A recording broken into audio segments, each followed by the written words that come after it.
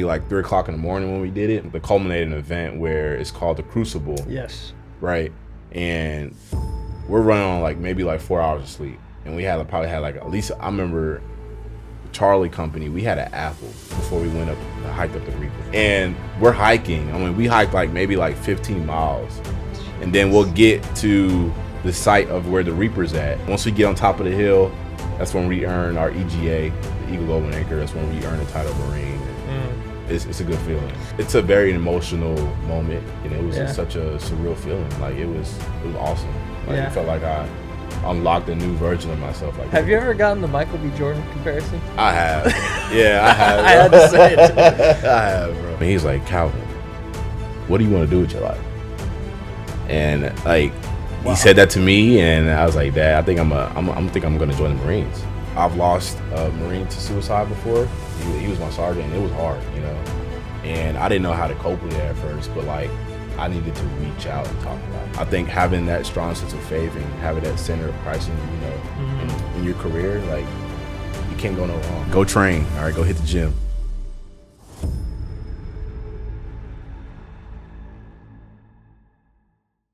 All right, we're back. JOJ Podcast 61. We got Calvin Fernandes here, man. We got How you doing, man? Marine Corps officer, Good to second see you, lieutenant. man. Thanks for being here, man. Of course, Appreciate it. man. It's a pleasure. It's an honor to be here. You know, it's a blessing. So I'm ready. Let's get it. Yeah, man. I guess we'll start off with just saying thank you for doing what you do. Of course, you know, it's like us average civilians, we just kind of take our freedom for granted sometimes. And we've got strong people like you protecting us out there, so it's good. Appreciate that, man. It's an honor. It's an honor to be here. It's an honor to serve, and I'm just grateful to be where I'm at, you know. So that's good, man.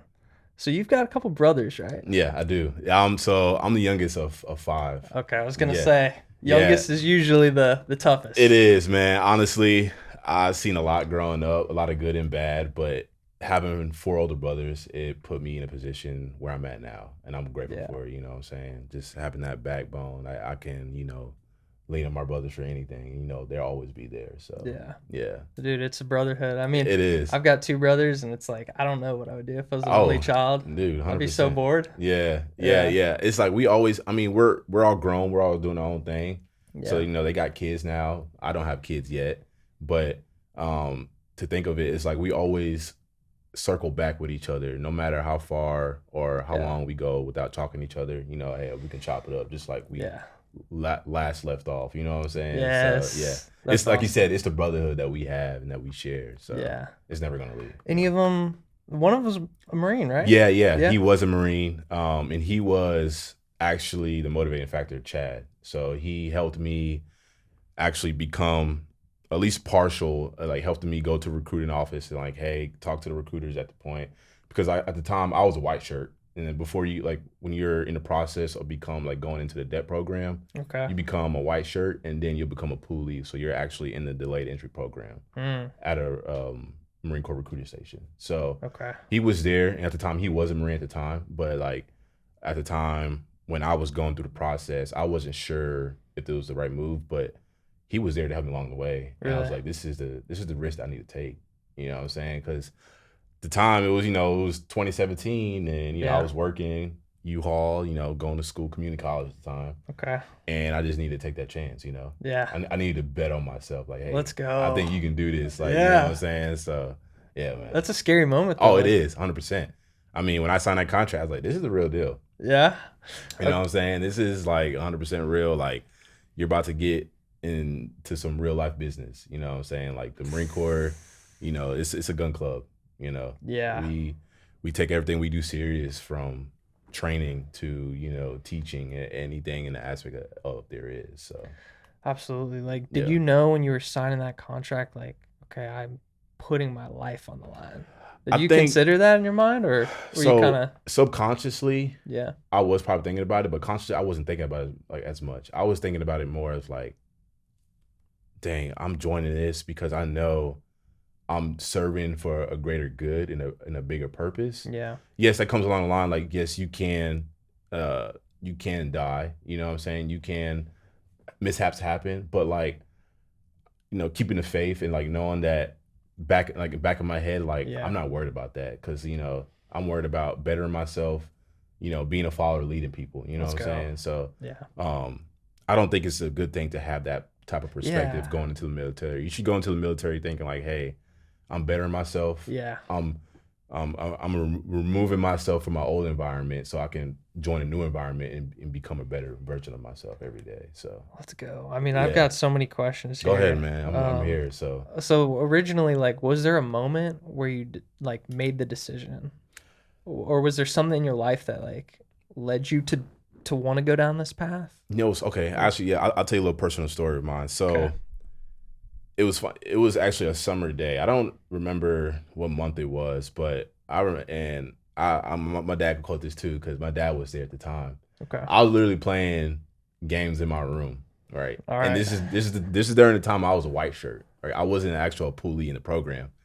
Now he came in, I was playing games, and it was summer. He was working, and he came in. He was like, "Calvin, what do you want to do with your life?" And like he said that to me, and I was like, "Dad, I think I'm gonna join the Marines." And at the time, he heard about it, wasn't too like really invested in it, but like I told him that, and I think it hit him in the head like, oh, he's like, oh snap, like my son's really about to sign that dotted line. He's about to join the Marine Corps, follow my brother's footsteps. And I think that was the moment for me because I was playing games and like I wasn't doing nothing. I was doing something in the process, but like I really needed to make that confirmation for myself. Like, hey, like this is what I'm gonna do.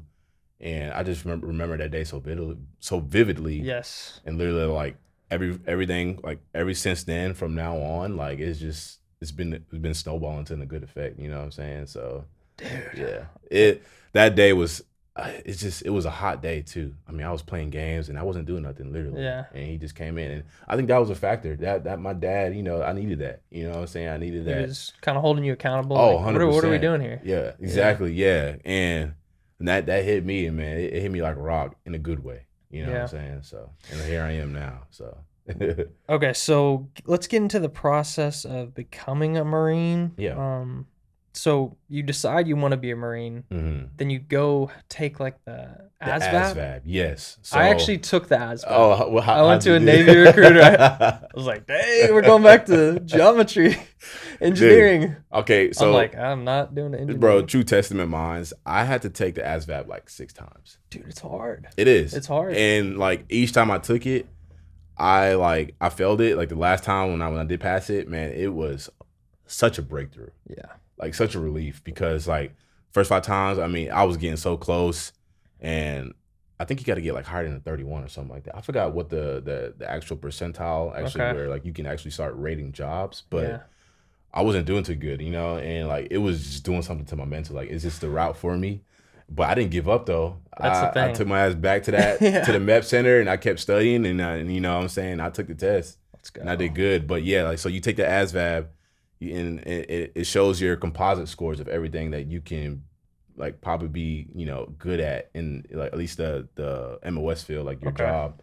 But for me at the time when I took it, I got a 77 on my last one, so it's pretty. It's decent, It's up there. And it's funny. When I took it and I passed, and then the next thing you know, that's when stuff started happening. Like okay. I'm saying it's such like an omen. It is. It's such a relief, man. And like, because that's when you become a poolee. Like you pass it, I'm saying like, okay, you're a poolee. You're actually in the delayed entry program. Okay. Which is like you be in this program, and then before you ship off to boot camp, that's where you at training and getting ready for boot camp. So from taking the ASVAB to becoming a poolee, you're in a poolee program for maybe like 3 months or so, just depending on how long your shipping date is. So like for me, I shipped out to boot camp June 5th, 2017. So from when I graduated, like we graduated 2016, but from 2016 all the way to June 5th, 2017, I was in the poolee program, just working. In like the beginning half of that, I was a white shirt. Okay. But when you were in that time period, were you training like, okay, I'm getting prepped for boot camp. Oh yeah. Let's do miles. Oh yeah. I think so first it started off with me. It started off with social media. I had to like exclude myself because I had to just like change my mindset, Yeah. Because I had to start working out a lot, PTing, physical training, all that, running specifically. and just really getting your mind ready for what you're about to do for the next 3 months, because if you don't go in there prepared, it can challenge you a lot. You know what I'm saying? Because you're in a platoon with like at least 60 guys. You're training, and everybody comes from different walks of life from across the country. Yeah. Some people from across the world as well. So, was your mental training just like sitting there thinking like, man, I gotta bring it? Oh yeah. I think physically, like I said, it was easier for me physically. Yeah. You know what I'm saying? Like I can do some up downs. I can get IT'd for a long time. I'm used to this, but like Martin football up downs. Oh yeah. Yeah. That was for a good reason when we did that. Coach Gonzo. But yeah, I mean, it was just mental for me, because it's you doing this every day for about from 07, depending on what the training is, from 07 to like 2000. It just depends on what we do the next day. You know what I'm saying? So like, it was mental, because for me, you got 3 drill instructors. You got a senior drill instructor, and you got 2 kill hats, one that assists and one that actually runs a platoon to like do the actual activities. And they will fuck you up.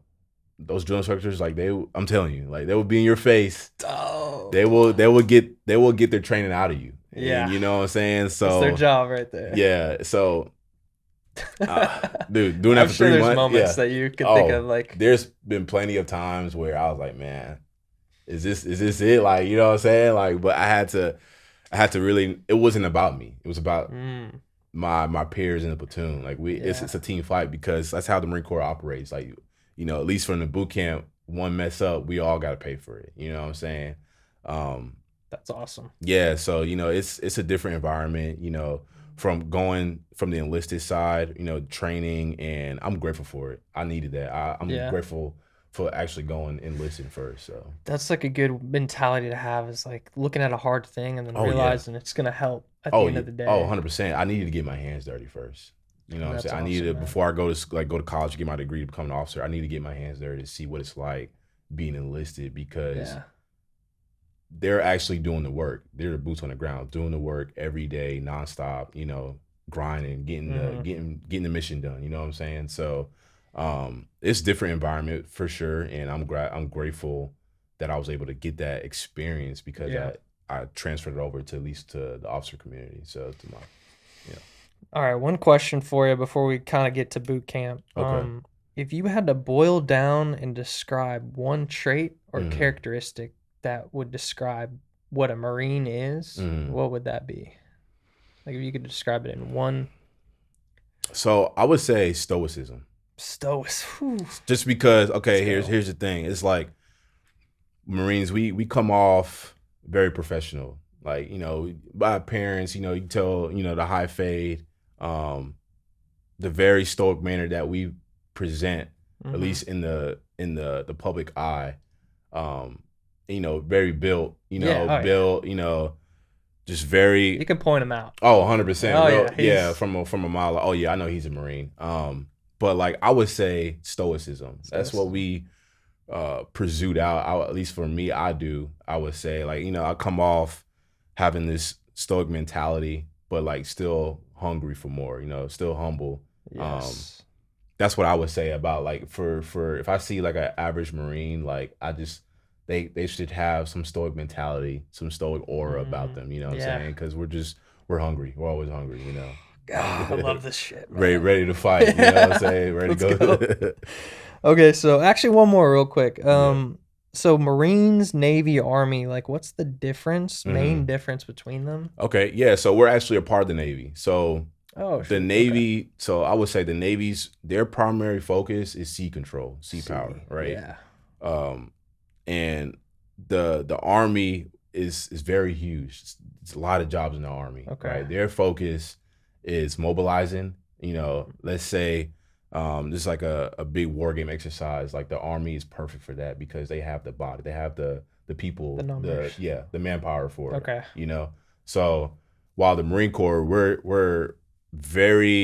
we operate at a MAGTF level, Marine, air, ground, sea. We can go from sea to ship to shore, We can do anything, you know, honestly, in my opinion, because like we're very small, agile, but like we still get the job done. So, so do you think if your brother wasn't a Marine, would you have maybe decided a different route, or you always kind of was like gravitated towards Marine? It's funny you say that. I probably end up still would have been a Marine, honestly, just because like the challenges and the values, the morals they have, you know, it's something that I always aligned myself with, you know. Yes. And just being a Marine, like going through the process, it helped me become a better person. You know what I'm saying? Just and like just as a daily for me, waking up, like having purpose, you know, and just being very dedicated to what you're trying to, you know, get a crossover. As far as for me, like, you know, I want to do the full 20 years. That's the goal. Really? Do the full 20 years, and I'm grateful for it, you know.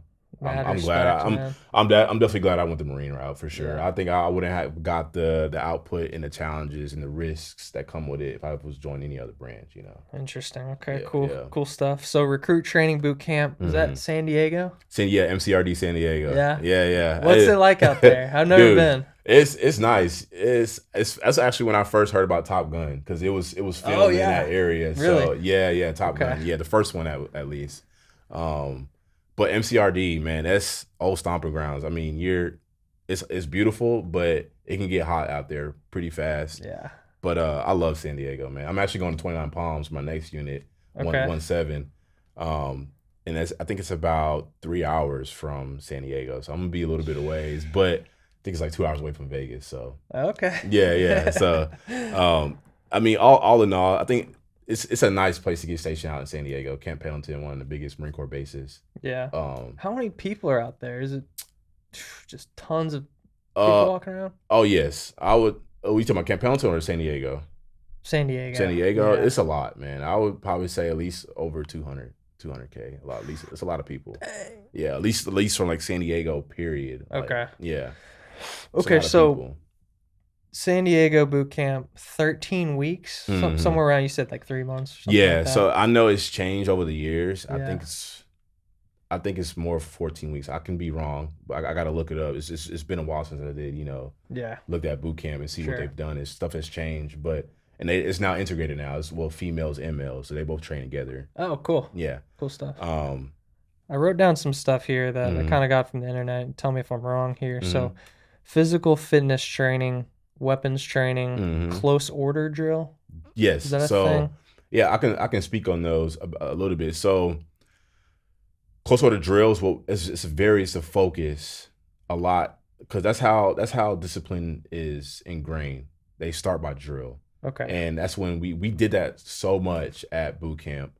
And I mean, we do it every day because we have final drill and we got inspections. So having drill as a foundation of where you start at, it really just builds everything up. It's like doing it over and over. Yes, because it becomes redundant, it becomes repetitive, and like you're doing the same, like, okay. And then once you actually start drilling, like it's actually pretty cool. Yeah. I mean, you striking the hill, you hear that loud clap noise of everybody doing it, like it's pretty motivating. Dude, so, yeah. Yeah, and then we have these ditties, like cadences, like we scream them out.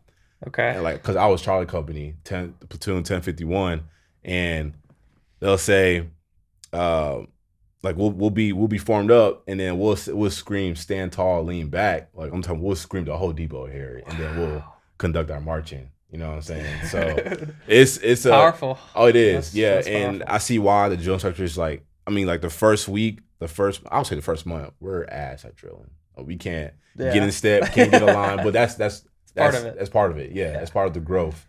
And from seeing from the beginning to the end of drill, it's amazing. And weapons training. So everybody qualifies on the M16 A4 service rifle, which is what we use in the Marine Corps. And we also have the M4 variant as well. It's another M4 rifle that we use. But everybody usually qualifies on the M16 A4. You learn how to shoot a rifle. You learn how to, now it's different now. We used to have different like seating positions, but we have these assists things that we can use. We can put a rifle on. We use that now as well. Yeah. It's kind of like incorporating the urban environment. You because set it on like a you concrete post. Yeah, you set it like on a window ledge, Sure. and you use it. And I'm glad they actually incorporated that, because a lot of the fights deploy, like, we're close quarters, urban environment. So that's what weapons training. It range week and during boot camp, that was horrible too, because it was the same thing. We would hike. Well, we would actually bust out to Edson Range. There's a range out there in MCRD. Okay. But we would be out there like all week, just shooting and training. And while, mind you, you still got drill instructors screaming at you, but they don't scream at you like fully, because when you have a weapon, like you're on a rifle range, so it's different, but they're still on you, like, hey, you're still a recruit, you still haven't made it yet, you know what I'm saying? So the weapons training, I got a lot of good out of that, Yeah. You first time shooting expert on the range, it's a good feeling, Wow. You just don't want to get pizza box, because that's like the lowest. You literally have like a little box right here, like for your medals that you wear, like once you qualify, like for that pizza box, like empty. So pizza box, as in like an actual pizza box, like means really? like you shot the lowest on range, so you just don't want to have that. Yeah, bad news. Straight away from having a pizza box as your rifle badge, and then you'll have your pistol badge. So officers and even staff NCOs in the Marine Corps, we usually qualify with a pistol. It depends on the unit, but some sergeants can get qualified too as a pistol. So is pistol way more difficult? It is. Yeah. Well, for me it was, because I would say line up the sights, line up the castle. That's what we call it. And not pulling that trigger hard. Like, dude, I mean, I have a pistol. I bought one like a couple years back. Yeah. Going to the range like 10 yards. I'm like, oh yeah, dude, this is not Call of Duty. This is a little harder than that. It is, because it's slow, steady squeeze. And I kept jerking that trigger. Doesn't like it make the angle go off? And because like when I shoot, my wrist usually goes like this, right? Really? Yeah. So when I shoot, like it'll go like that. So I had to like keep my wrist really locked, and then slow, steady squeeze, and then just let the pistol do its thing. Wow. Yeah. Mind you, you got to keep it. You got to keep the castle lined up and all that trash. But yeah, I just got to get more work on it. I'll be honest, more work. But I mean, because I got a sharpshooter on it, so that's like it goes expert, sharpshooter, and pizza box. But like I said, as long as I got expert on my rifle, that's all. There we go. Matters, Okay, so you show up at boot camp. Like, how many people are there? The receiving phase, you're probably in a platoon maybe like 65. Okay. So that's a receiving platoon. Everybody that's there get it received in. So like the first moments you step off the bus and you step into those yellow footprints, they're like, screaming at you. They're screaming at you. Yeah. You're in this whole receiving mode, and like you're just follow, follow what you get told to do. That's all. Do they like get in here and they shave your head real fast? Oh yeah. You call home, let you know that you made it safe. Really? And then that's like the last time you'll have a phone or use a phone until I think maybe Family Day. I could be wrong, because a lot of stuff has changed, but at least for us, they had our phones until Family Day. Dude, I bet you could kind of tell like who was stoic or not in that moment. It's 100%. This is real life. Yeah. those drill sergeants did not play. I'm talking about I'll be honest. The receiving phase is like really the shock phase. Yeah. Really prepares you for what's about to come, because we have this event. Once we get picked up by our actual drill instructor that's going to be with us for the next 3 months, we have this thing called Black Friday. And Black Friday is like where we actually get introduced for the first time to our drill instructors. Okay. And they like just fuck us up the whole day. Black Friday, they mess up the house. You get racks. Like it's just chaos. Like they come in, throw the bed sheets off. The bed, kick stuff over. And mind you, all this is under a timeline, a time hack. So they count down from like 100 or even 50, but it's fast though. They skip numbers, and like you got to get back online. It's everything in the Marine Corps, at least for training purposes, it has a purpose. Like especially boot camp, like this, everything we do for a reason. We just don't do it for just because like they want to beat you up. For no reason. Everything has a reason behind it. So you remember Austin Guevara? Yes. So he was in the Navy, right? Yeah, he was in the Navy. Yeah. He did boot camp, and he told me about like they would wake him up in the middle of the night, like smashing stuff, and it's like, get up. It is exactly how it is. I mean, when I was in it, I would say the second month, they were still doing that. Like when we had fire watch and stuff like that. But I'm sure it's different now. You know, they have like this thing, the culminating event where it's called the Crucible. Yes. Right. And we're running on like maybe like 4 hours of sleep. And we had probably had like, at least I remember Charlie Company, we had an apple before we hiked up the Reaper. It's okay. An apple? Yeah. One apple. One apple and then some luck. some Gatorade. And we're hiking. I mean, we hiked like maybe like 15 miles.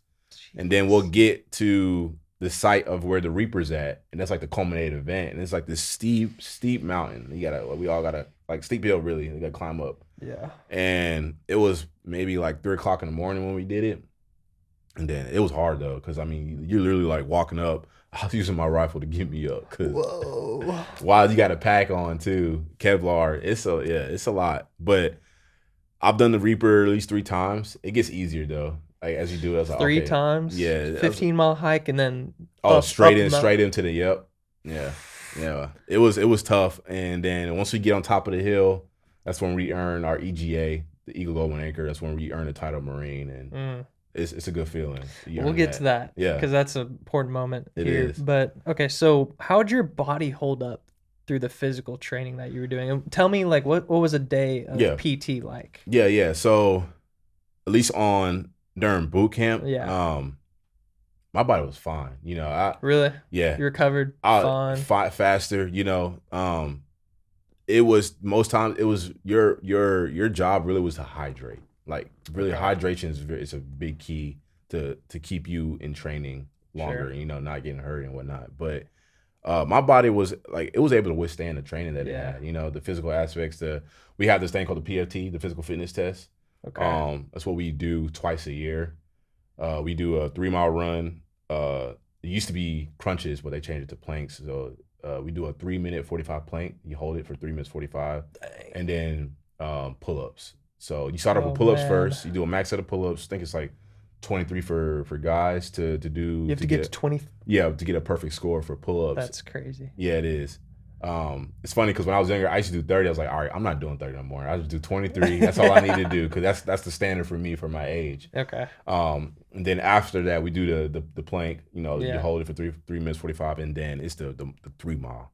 And I tell you not, I've been in the Marine Corps for 8 years, going in June, and I still get anxiety every time I do a PFT, just because like, even though I've done it so many times, it's just like that 3-mile run, it gets to you. It's like, man, it's like a feeling in your body. It's like, I gotta do the 3-mile run. Let's just get it over with. And your time for it too? So I used to get like 18, 17s, you know, when I was a little bit younger, but now I'm getting like 21, 20s. So when I did my last PFT at TBS, I think I got like a 1945. So I'm cool with that. That's all I need. You know what I'm saying? I don't need to be getting 17-minute 3 miles. Like that's not where the focus should be at. You know, the focus should be on leading Marines. So So then, like a regular PT day, you wake up at like 4 a.m., 5 a.m., and it's like, all right, run to this point.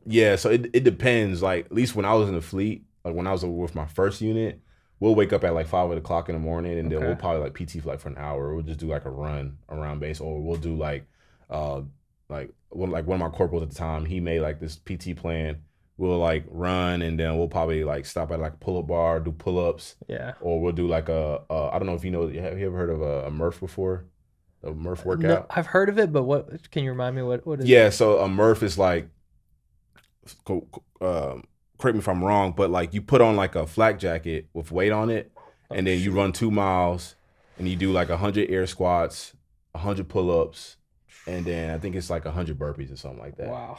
Yeah, so we usually like incorporate those type of workouts in between, but like it's still a slave fest. And so then every now and then you got to do the PFT. Yes, so you do it twice a year for making score. Sure you're in line. So you should always be training. Like you should always be training with running, working out, because like you know that we have the PFT and also the CFT, which is a combat fitness test. Oh shoot! That we also do those twice a year too as well. And those scores they get computed into our system, and it helps for if a Marine wants to get promoted and whatnot, they look at those type of scores to see like if where you stand, like if you have a first class, a second class, or a third class. So the PFT if you don't prepare for it, it can wreck you, you know. And then if you fail it, you gotta do it again. So it's not a good look to fail a PFT, especially in your unit, because like that's what we do. We always training, like you should always be prepared to do a PFT, you know. So when you're training like that and you're training so hard, are you thinking in your mind like, I gotta rely on that guy?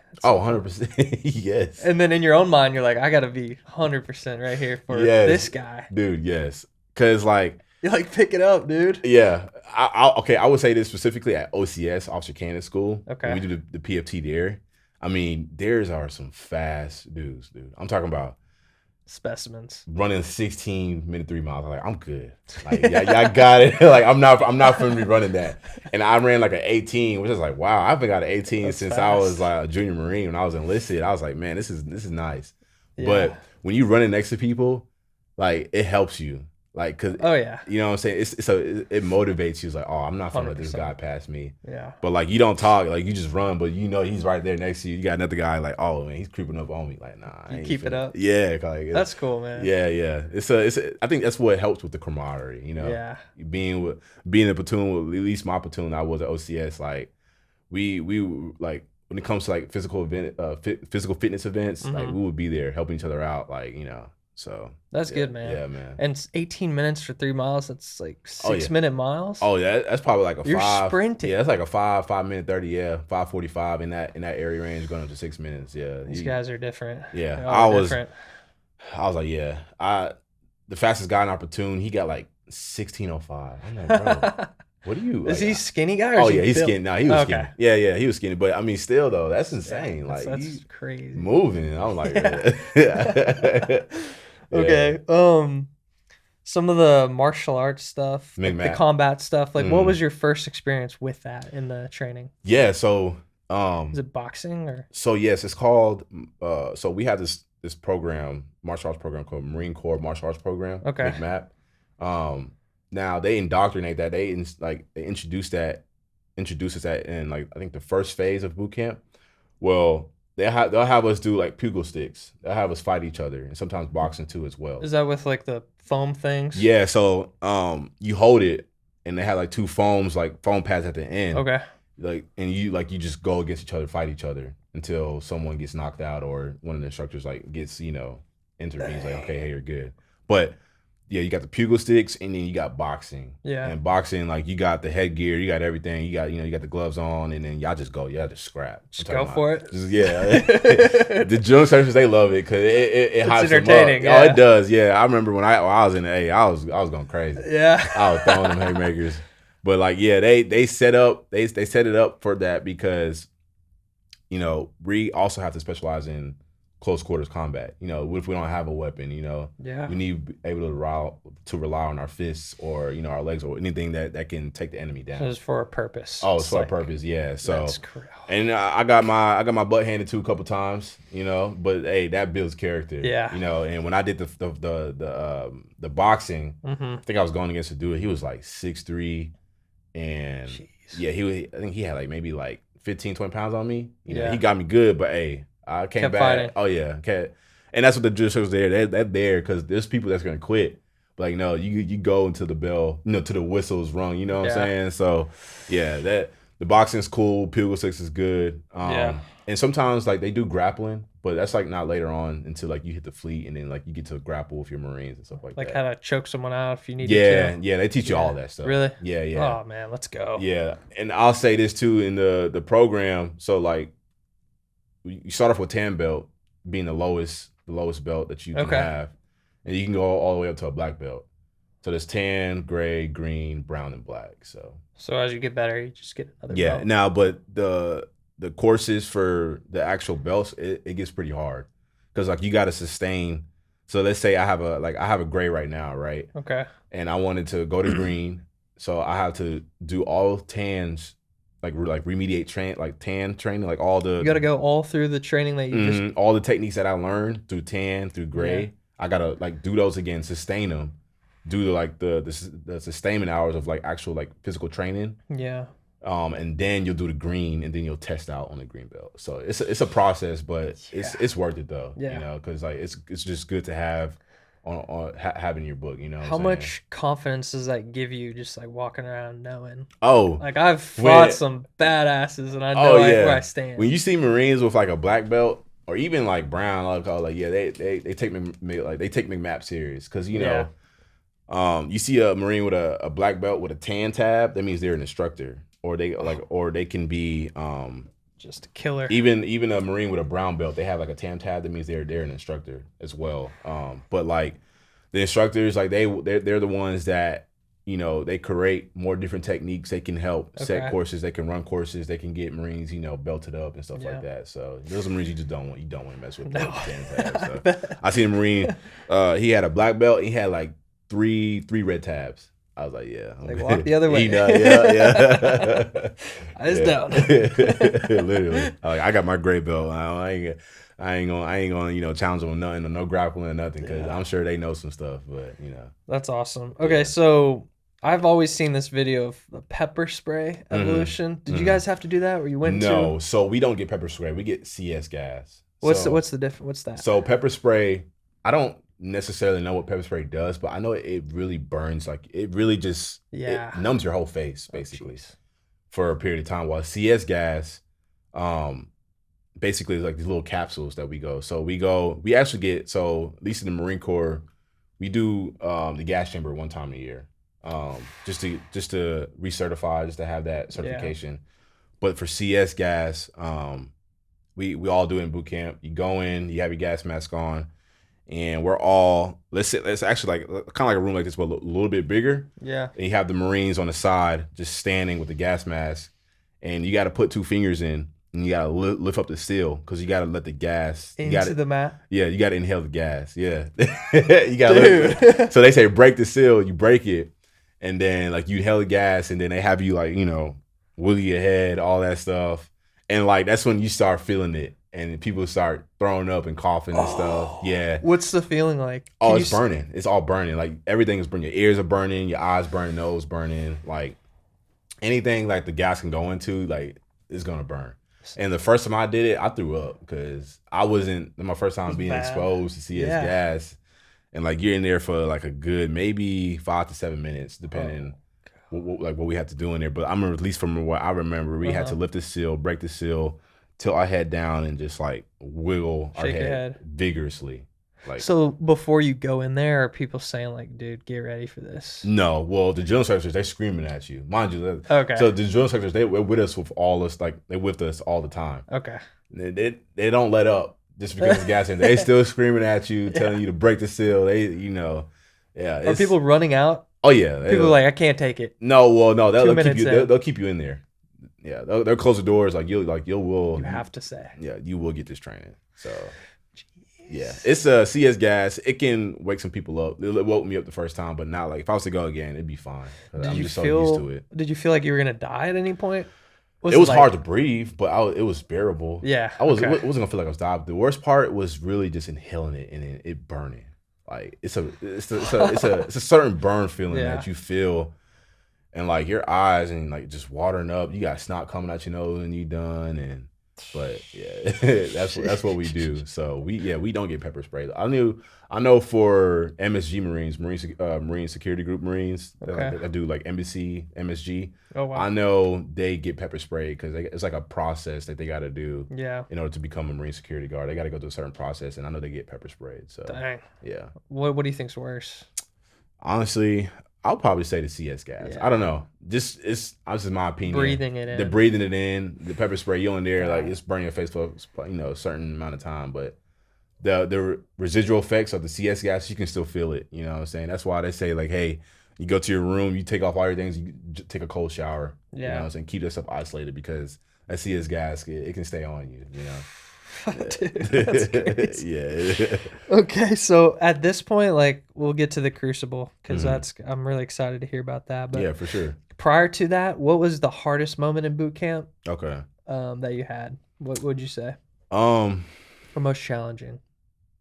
Actually, it was the let me think, because there was certain parts. I would say specifically for me, the hardest was doing the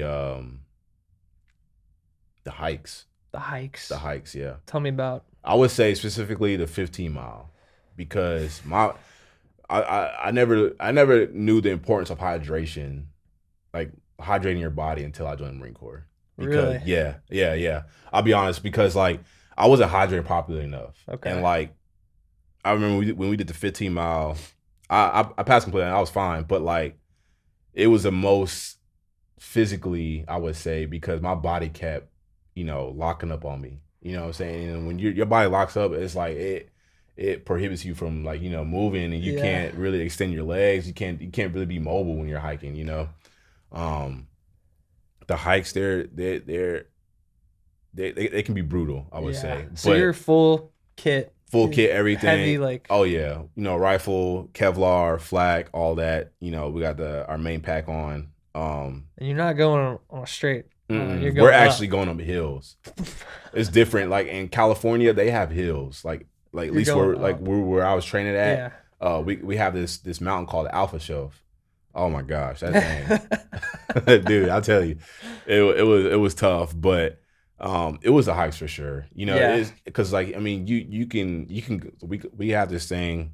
It's like where you go into black. It's like where you just go internal, and like you just tune everybody out. You just left, right, trying to make it to the next, stopping point. Yeah. You don't want to stay in the black for a long time. Okay. I've been to black a couple times, honestly, because like you just want to focus on what's ahead of you, But it's not good to stay in the black, because you need to start thinking about positive things that can get you through this hike and whatnot. Interesting. Yeah. Okay, I would think like that would be a good thing to just zone in and this task. It is. You can't zone, like, some people talk a lot. At least like, well, we didn't talk because, we're in a training environment. But like some people talking during the hikes and stuff.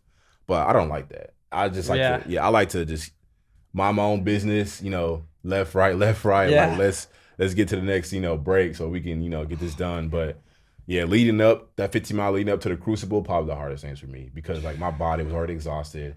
I mean, there was one time I could not walk. Like I was standing because both my legs were, they were completely locked out, because I was dehydrated, and like they had the corpsman had to like give me some salt. Like it was bad. So oh my god, dude. Yeah.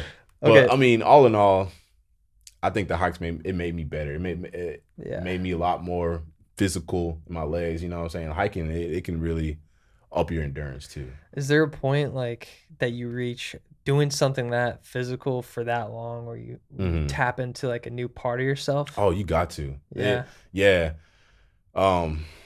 Shoot, the hikes at TBS, the basic school, those are hard too. I had to, not saying like I'm not good at hiking, but I had to like refine myself as far as like, okay, this is what we do as Marines. Like we hike, like prepare to march. You know what I'm saying? Like, but like for me mentally, I think it's like when I tapped in, I found myself. I was like, all right, I know I can do this. Yeah. Just one foot in front of the other, keep it moving. You know what I'm saying? Make sure you're just hydrating, and like you'll be fine. So yeah, you mentioned kind of earlier before we started, it's all mental. It is. That's crazy to hear. It is, man, because your body can do a lot of things that you can put yourself to if you tell yourself that you can do it. Yeah.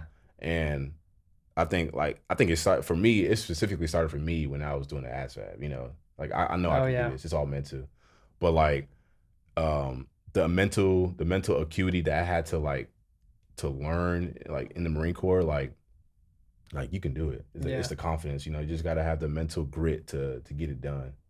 So that's awesome, man. Yeah. Okay, so the Crucible, like you said, you earned the EGA, the Eagle Golden Anchor. Yeah. Yes. So Crucible, so like it's the culminating event for every Marine, and it could be one of the most challenging, because like I said, everybody's exhausted. Like we go out to the field, we're out there for like a week, and then we do the 15 miles. We stayed in this huge center.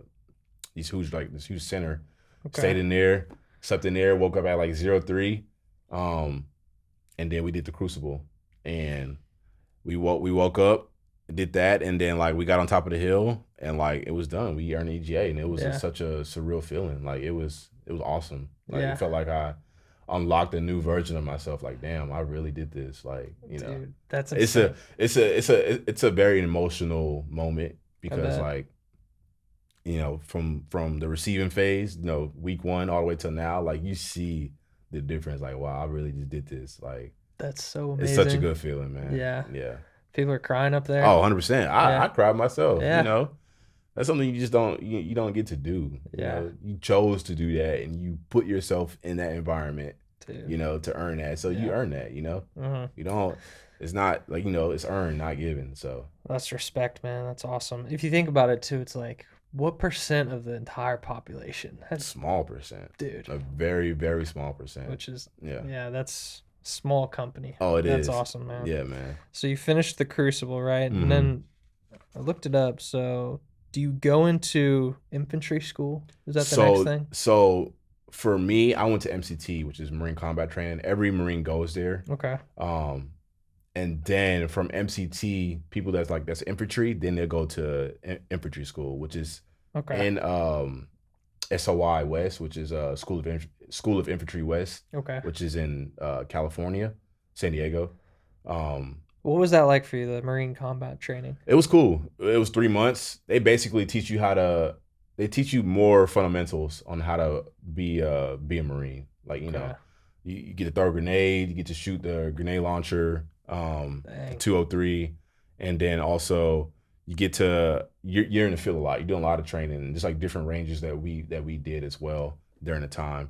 The Marine Combat Training, MCT, it's pretty cool, but like you're still in that training status. You know, there's not drill instructors anymore. They're more actual combat instructors that teaching you how to, you know, employ a weapon or employ a 240. We shot the 240 Bravo, which is our small medium machine gun that we have.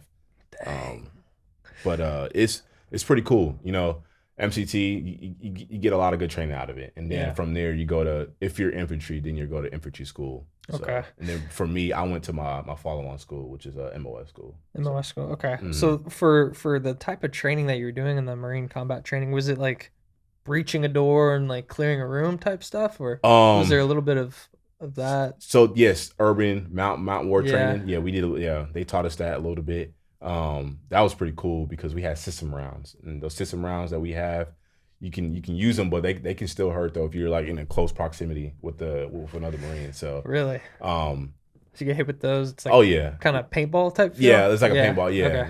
Yeah, but yeah, you learn a lot of stuff at MCT. The really cool thing was learning how to shoot the 203s at the time. Yeah, the grenades. It was pretty cool. Was it harder than you thought? Oh yeah, because like you have to not specifically employing a weapon, but like aiming it, like because like you got to shoot it at an angle, and you got these certain reticle marks like the 300, 200, and 100. Wow. You know, so you gotta. It was pretty, at least for that aspect, like actually aiming the 203 and actually, you know, getting the round on target, like that's pretty difficult. Dude, so that's crazy. Yeah. Okay, so after that Marine Combat Training, you said you went to MOS school. MOS school. So tell me about that. Yeah, so I was a Motor T operator. I would drive trucks at the time. I went to Fort Leonard Wood, Missouri, which is MOVOC, you know, Motor T obstacle vehicle something course. I forgot what it's called, but that's where we go for all Motor T transport operators. We go there for about 3 months, and then basically you learn your job. You learn your job, how to be, for me, I was an operator, learn how to drive trucks. There were different variants of trucks that we had. We had the 7-ton LVSR, the Humvee, which got replaced by the JLTV, which is a joint level tactical vehicle. It basically replaced all the Humvees. Okay. Very more efficient. It's so much more better in a lot of ways. Are we able to pull something up? JLTV? Yeah, I want to see what this looks like. Yeah, of course.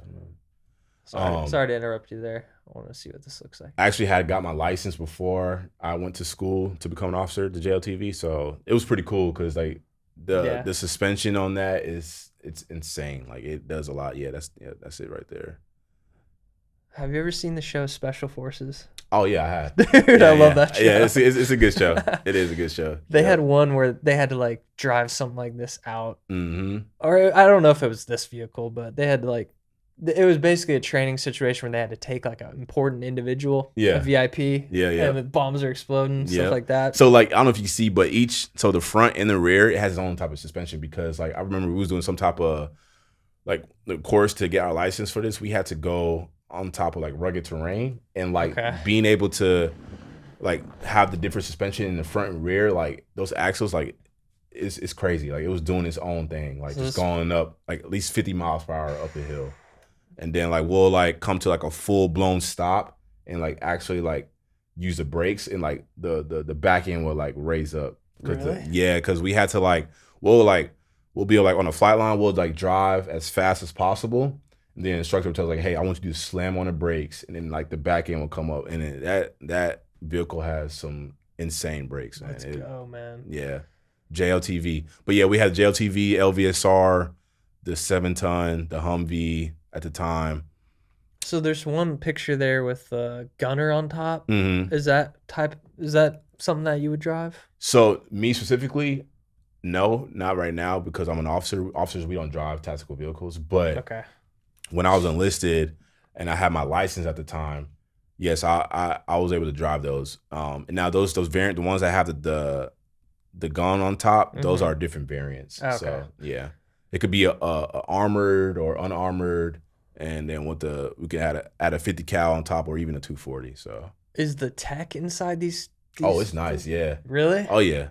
Is that why they replaced them? Yeah, because like the Humvees were getting kind of out of date, so the Marine Corps was like, hey, we're gonna replace the Humvees with these new JLTVs, and it's fully loaded. I mean, AC, you got the radio, like it has everything that you need. That's badass. And it's a quite beautiful machine, honestly. You can do a lot with a JLTV, Dude. Yeah.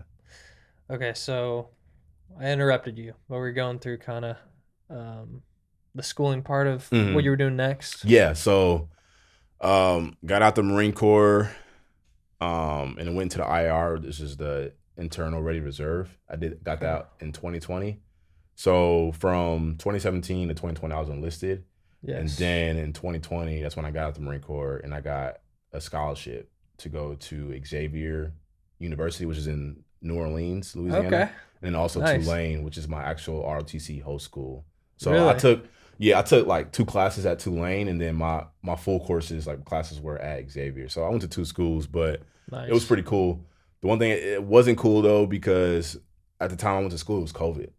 Oh. And it was like fall of 2020. Oh, so they stuck us. That sucks. Yeah, they stuck us in a hotel, which is not bad. It wasn't bad, but like I didn't really get that experience, that freshman experience. Yeah. And mind you, at the time, I was still stuck in that NCO mode, like as a corporal, because I just literally got out the Marine Corps, and usually like when you get the Marine Corps, you transition like at least 18 months before to get ready, for the civilian side.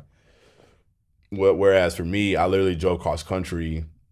Started school like a month later. I had no transition time to really like process like what I'm about to do.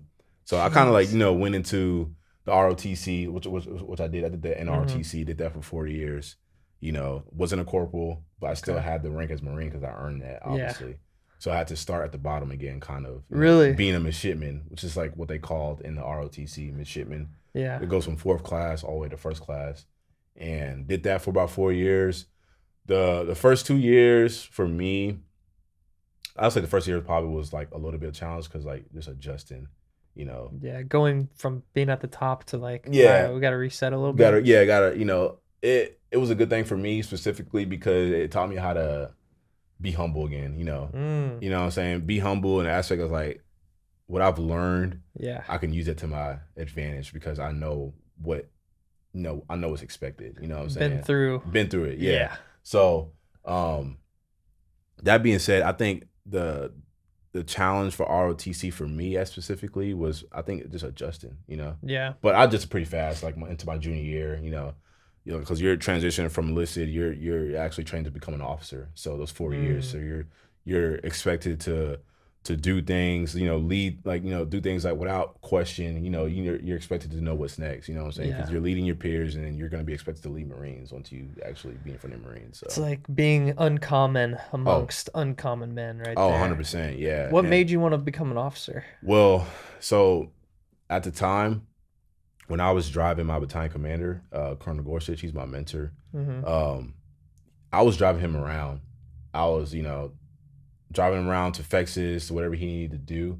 And me and him actually got pretty close. Like our relationship got close, and he helped me, as far as like getting onto this path, So Really? I applied for the scholarship, and he was like, he told me, it was straight up with me. He was like, "Hey, I think you'll be a great officer. You have the qualities, you have the attributes to become an excellent Marine officer." And so, and when he told me that, I was nervous about it because like I didn't know what type of community like I'm going to be going into, and I've worked around a lot of officers, good and bad, and being able to see that, I think it helped me a lot. Because I know from good leadership and bad leadership, So, what would you say is a good quality of a good leader? I was being selfless. Yeah, it's not about me. It never was about me. It's about the Marines because it's more of them and it's less of us. And you got to always put them first because that's what officers do. We lead from the front. We're the epitome of what a Marine officer should be. That's like. They see us as like, oh, like they look at us like as a role model, That's how we should be. Yeah. That father son type of relationship. So, what I will also say, in a sense, is too is like, I think for me as well, going back to the ROTC, I'm grateful for it because I was able to train and actually really learn the fundamentals and basics of what it is just to being an armed forces officer, Interesting. Not alone just being a Marine Corps officer, being an armed forces officer and just being an officer, period, and how we conduct ourselves and how we are expected to know what's next, always finding a solution to every problem. So Swiss Army knife over here. Yeah. So then you mentioned the good qualities. What's like you've seen some bad leaders? Is that more like selfish leaders? You can tell they're not invested in the group. Yeah, and your Marines will read through that. First they will read that so fast. I mean, like I've seen good, like I said, I've seen good officers and bad officers, and from what I've seen from at least the bad officers aspect, it's like, they're not selfless, they're not doing enough for their Marines in order for them to get them to the next rank, They're not putting themselves out there and helping them, getting to know them. I'm not saying you need to get to know them on a personal level, but at least get to know who they are, what they do, or their hobbies of like what they like to do on the weekends or whatnot, because I would say that's what they want. That your Marines want that. They want you to engage with them and not just being that robotic officer who's always in the office, just typing away and not giving a care. So, would you say that by getting to know someone, you could maybe know what motivates them more, and kind of maybe pull some levers on getting the most out of someone? Yeah, like some Marines may want to get a certain PME done, or they need to get a certain cert, and as an officer, that Marine is trying to go to this course because that course will help him get to the next rank. Then it's your due diligence to help that Marine get that training that they need, So at an operational level, at least for me, because my MOS, I'm a 0402 logistics officer, bro, and it's important to make sure that when I get in front of my Marines for the first time, and I get to know them and see who they are as people, be personable, be yourself. Don't try to put on a front or facade like, hey, like they know you're in charge. They see the rank, but that you shouldn't lead like that, Interesting. You should not lead like that because your Marines will see right through you, and they'll see that if you're just putting on a facade and you two different people, But the really cool aspect of knowing that is like at the end of the day, you're a human being. They're human beings too. Yeah. You know what I'm saying? So like, just don't overthink it. Don't overthink it. Don't overthink it when you're leading. Yeah. Just be yourself. Lead with firmness, fairness and dignity, and treat everybody with equal the same, and you'll be fine. Let's go, man. They'll treat you, your Marines. You take care of them, they'll take care of you. 100%. God, I want to sign up right now. Go on through. You mentioned an individual that kind of was maybe a mentor to you, Colonel Gorsuch. Yeah. So tell me more about him. And yeah. So he's a prior. So he was actually enlisted too. He was EOD. He was a staff sergeant at the time, and then he went to the officer community. But he's been there for a long time. I'm talking about, I think he's gone on maybe 28 years or so. I could be wrong, but man, he's someone I look up to because like for who he is and his rank and like how he acts, like, you know what I'm saying? Like that's how someone you should look up to, admire to be, because he very personable, you know, he's very fair. Yeah. And he's taught me so much and I'm just so grateful for it. But like he's awesome. been there for me ups and downs, you know, and he was the one that gave me my oath, you know, when I commissioned. You know, he was there. So yeah, it was awesome. I was like, yeah, I gotta have him to be here, give me my oath ceremony. So that's awesome, man. I could see you being like that in the future for that's sure. The goal, for someone. Man. That's the goal. Yeah. And he always told me, he's like, hey, this is your time to give back.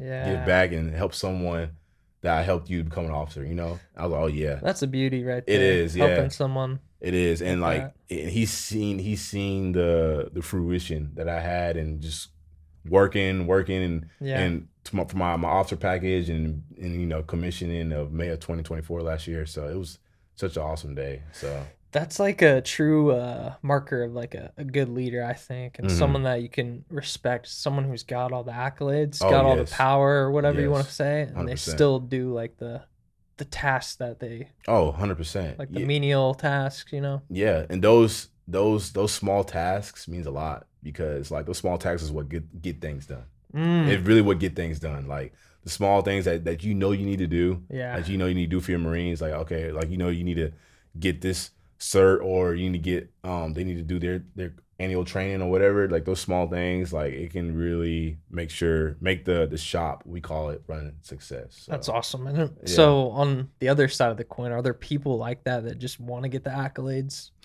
And they just want to rise up the ranks just for the there's status. Yeah, those type of Marines, like there's no perfect Marine Corps, right? But like for those type of Marines, you know that at some point of time, right, where you have to be a subject matter expert in your actual field of what you're doing, right? You can only hide behind the curtains of like gathering accolades or gathering rewards for a certain amount of time, where you know you got to be that expert or whatever you got to do in that job, right? Like you can't what I'm saying is like you can't be a certain type of individual when it comes to like a certain type of environment or thing or an event, but like you got to be that expert 24/7, like whatever your job is, right? Yeah. Because like that's what we do. We, like, as officers, we are trained, like we train off like Marines, like to know like, hey, this is the right way to do this, right? And like if you not the one to like show the correct way, then like that's just, it lacks all credibility of like who you are, you know what I'm saying? So you gotta know your job, know, like, you know, be knowledgeable, you know what I'm saying? So, and it's like you're training the people that are gonna be out there in combat, like exactly, putting their life on the line. Yeah, families involved. Exactly. So like I'm saying, you really gotta know what you gotta do. Like you really have to know what you're doing. Yeah. You can't be 50% in, 50% out. Like you gotta be 100% in. You know. So, and your Marines will respect you for that, because they know what you're doing is for them at the end of the day. You know, you're training them for the next fight. So you're about to go back to California. Yes. And you're gonna be.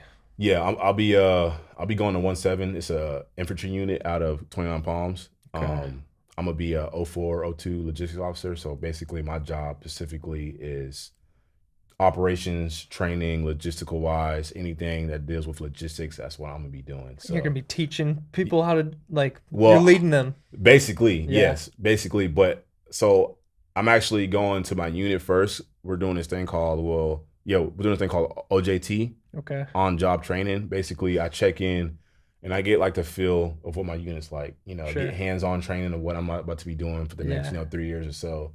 And then in September, I'll go to lock school, which is a logistics officer course. And it's about 30 days in September in North Carolina.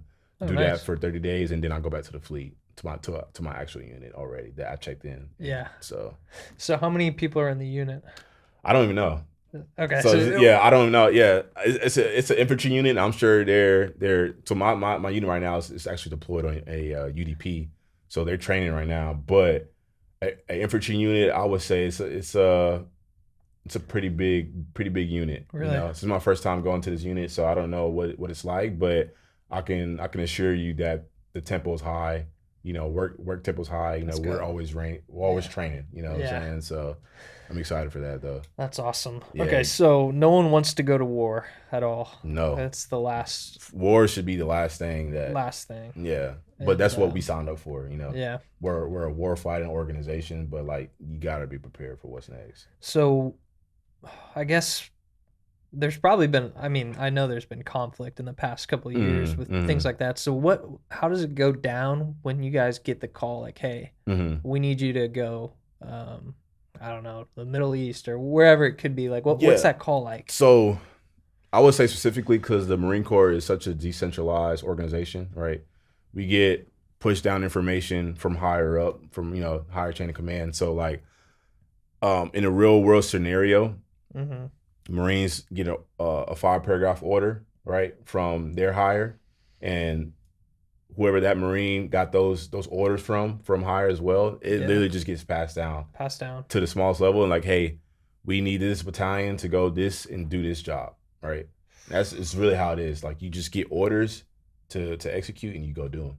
You know, obviously there's a little in between all of that process of those orders getting pushed down. There's going to be some tweaks and changes and stuff, but you're still meeting the commander's intent. You know, the commander's intent is like, hey, we need to such and such secure this foothold or whatever the job may be. You know, so everybody may have a different type of order as far as like how they're gonna push this out, but as long as it's still meeting the commander's intent, that's what's important. So that's crazy, man. I mean, like, have you thought about like what it'd be like to like be in a foreign country, just like I mean, doing your job? Yeah, I mean, I've been to Okinawa. I've been to Okinawa a few times. Yeah, that's Japan. Wow. That's where 3 MEF is. So we have 3 MEF. So we have 1 MEF, which is California, Camp Pendleton. Okay. And then we have 2 MEF, which is Camp Lejeune. And then we have 3 MEF, which is in Okinawa. So the Marine Corps, you know, we run, if you think about it, we kind of like running threes, like 3 battalions. You know, we have 3 MEFs. Everything is in threes, you know. Okay. But to answer your question, I think that for me specifically, like being in a foreign country is awesome. Like it's good exposure. You need it. Yeah. Like I recommend if you have no children, no wife, none of that, like go travel, explore, see something new. Yeah, because being in a different country, like it really opens up your perspective. You know what I'm saying? Yeah. Like it gives you a whole new look on life. For me, at least it did. Yeah. And I got to train with a lot of allied partners, you know, and like the Japanese Army. Oh yeah, the ROK, the Republic of Korea Marines. Yeah. Oh okay. Yeah, they're legit, and we got to train with them, and and being able to train with them and learn from them, like it's awesome. Like, that'd probably be so cool. Yeah, like our allied partners, like. They're in the fight just as much as us, you know what I'm saying? So like it's awesome just to be training with, you know, a different country and getting to learn their, you know, their culture. And it's awesome, man. Was it pretty similar to you guys? A little bit, but I would say the training that we have is more fundamental, more conventional, you know, at a smaller level, at least for maneuver warfare. But what we learn from them, I mean, it's awesome, man. I'm a cold weather training, which I got there in North Carolina, which is Bridgeport. That's awesome too.